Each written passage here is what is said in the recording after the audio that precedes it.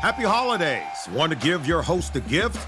Consider subscribing, rating, and reviewing the show this holiday season.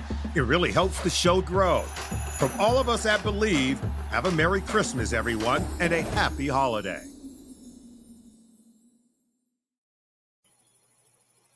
Hey, Canuck fans, and well, just in general, hockey fans. Obviously, news broke earlier this morning that there was a big trade between the Edmonton Oilers and the Pittsburgh Penguins. The Edmonton Oilers have traded Stuart Skinner to the Pittsburgh Penguins in exchange for Tristan Jarry. There were also a few other players involved in it, but obviously the big headliners are Stuart Skinner, Tristan Jarry. No, this is not a joke. This is not a prank. This is not me trying to harass, prod, prick Edmonton Oilers fans. This is a legitimate trade. You probably know by now. This is probably the 10th time I've tried to do this video with no luck. But yes, Stuart Skinner is on the move to Pittsburgh, while Tristan Jarry is on the move over towards the Edmonton Oilers. Funny enough, both of these goalies played last night, like literally played last night. Stuart Skinner helped the Oilers beat the Detroit Red Wings 4-1, and Tristan Jarry unfortunately lost in what turned out to be his final game as a Pittsburgh Penguin, losing 4-2 to the Montreal Canadiens. But let's go ahead and dissect this trade real quick. This is going to be a quick video. I just wanted to chat about this and talk about it. And let me know in the comment section down below. Would you guys like me to do more NHL content as opposed to just strictly Vancouver Canucks content? Let me know in the comment section down below if you'd like me to do that. I'm obviously very open to do it and would love to do it, just to do something a little different. There's a reason why we are the line change and don't have a Canuck-centric name, so I can dip my toes into that. But let's go ahead and get into this. Pittsburgh also received defenseman Brett Kulak and a second-round pick in the 2029 NHL draft. Edmonton received forward Samuel Poulin, who is currently in the AHL. I think it's not so much a comment on Stuart Skinner. It's just really maybe time for something different. Here, Oilers general manager Stan Bowman said, but I think we wanted to make sure that the person we were bringing in, we felt confident. I love how Bowman's like, it's just really maybe time for something different. Now you're just figuring that out after losing in back-to-back Stanley Cup finals because your goaltending was not very good, and even your own fans were telling you, get us some better goaltending. You're also trading a young goaltender who Stuart Skinner is still relatively young for a older goaltender who is almost very similar to Stuart Skinner. Now, speaking of Skinner, he was 11-8-4 with a 2.83 goals against average, a .891 save percentage, and 2 shutouts in 23 games this season.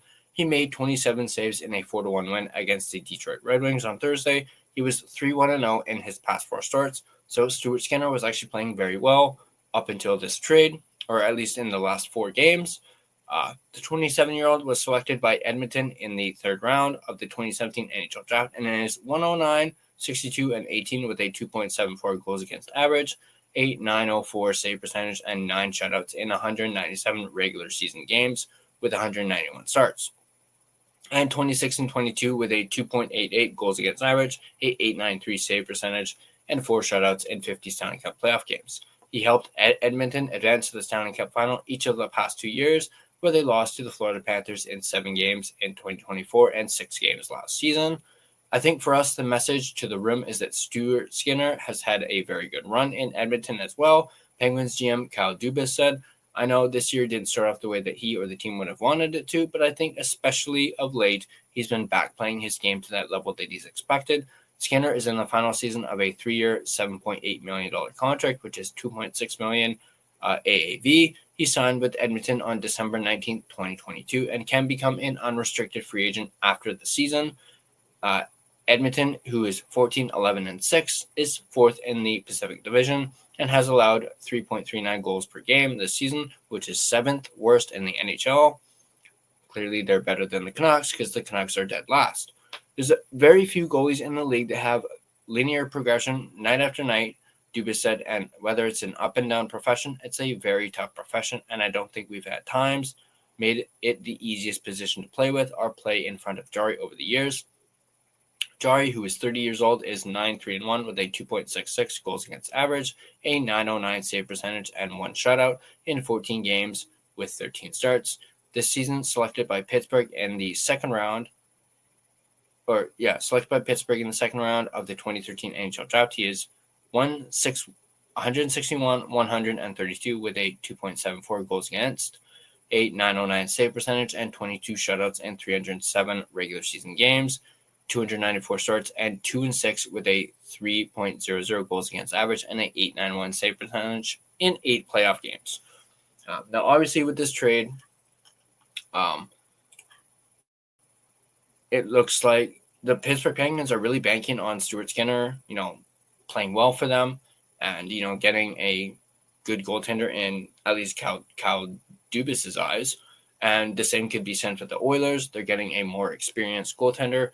And do you guys think that Tristan Jarry is the missing piece that the Edmonton Oilers have been searching for when it comes to their goaltending? Obviously, they are going to be running with a tandem of Tristan Jarry and Calvin Pickard, while the Pittsburgh Penguins are going to be running with a tandem of Stuart Skinner and Artur Silovs. Obviously, Silovs won the starting role from Jarry due to his play earlier in the season. As of late, Silovs hasn't exactly been playing very well, so I guess Jarry has got some more playing time. And as you can tell by Jarry's record this season, he's been pretty decent and pretty okay. But I want to know what you guys think in the comment section down below. What do you guys think about this huge trade by the Edmonton Oilers? Really the first big trade of the season. I know the Vancouver Canucks traded for Lukas Reichel a couple months ago, but that was like a little blip, small little trade. This has really been the biggest trade that we've seen. And perhaps is this the first domino on more trades that we could be seeing prior to the roster freeze and perhaps going into the new year? Let me know in the comment section down below if you guys enjoyed this. Once again, let me know also if you want me to do more central NHL content, not just the Vancouver Canucks, other teams. Let me know in the comment section down below if you would like me to do it, and I'd be more than happy to do it, and maybe even consider doing some more of these. Maybe not too many, but once every now and then I'll do it. And if it's a big story like this, obviously I'll do it. But once again, let me know in the comment section down below. And if you guys enjoyed this video, be sure to hit that like button. And if you want to stay up to date on all your Vancouver Canucks content, be sure to smash that subscribe button and turn on your notifications so you don't miss a single video. You can find us all over social media. We are on Facebook, Instagram, X, TikTok. Feel free to give us a follow on all of our social media platforms. And if you prefer an audio version of this podcast, you can find us on both Spotify and Apple Podcasts. On both platforms, feel free to give us a rate and review. On Spotify, feel free to give us a follow. But that's going to do it for this video. As always, let's go Canucks. And I hope you guys enjoyed this video. And I'll see you guys next time. If you like the show, please take a moment to rate, review, and subscribe. It really does help the show to grow. Thank you for listening.